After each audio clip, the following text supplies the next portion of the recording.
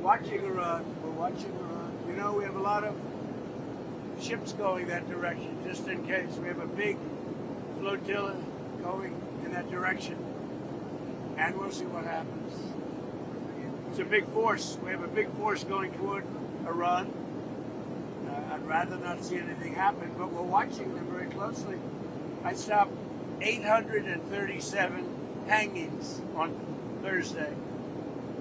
They would have been dead. Every one of them would have been hung. This is like from 1,000 years ago. This is an ancient culture. Very smart people, by the way, but it's an ancient culture. 837, mostly young men, were going to be hung on Thursday. And I said, if you hang those people, you're going to be hit harder than you've ever been hit. It'll make what we did to your Iran nuclear look like peanuts. And an hour before this horrible thing was going to take place, they canceled it. And they actually said they canceled it. They didn't postpone it. They canceled it. So that was a good sign.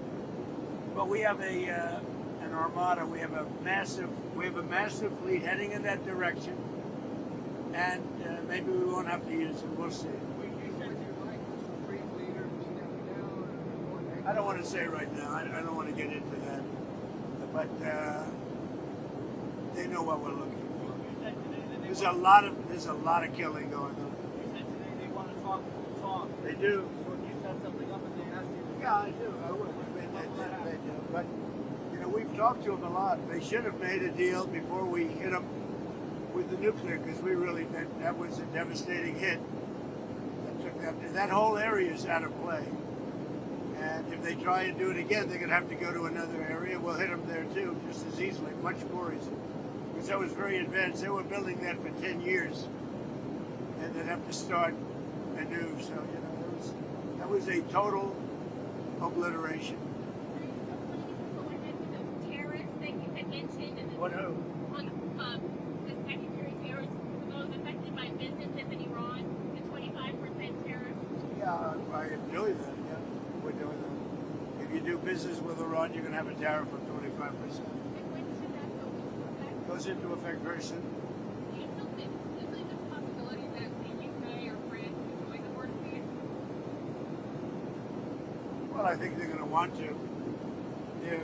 Look, most countries, some countries have a prohibition, and they're going to their legislatures and getting out. In most countries, the prime minister or the president can sign. You saw a lot of them today. Don't forget, the letter only went out 2 days ago. We had almost 30 people already, and very important countries. But there are some countries, like Italy, who told me she wants to sign. She wants to be desperately, but I think she has to go back to her legislative branch, and we have that with Poland too. He said we want to. I mean, I was the one that endorsed him. He's great, by the way. He's doing a great job, Carol.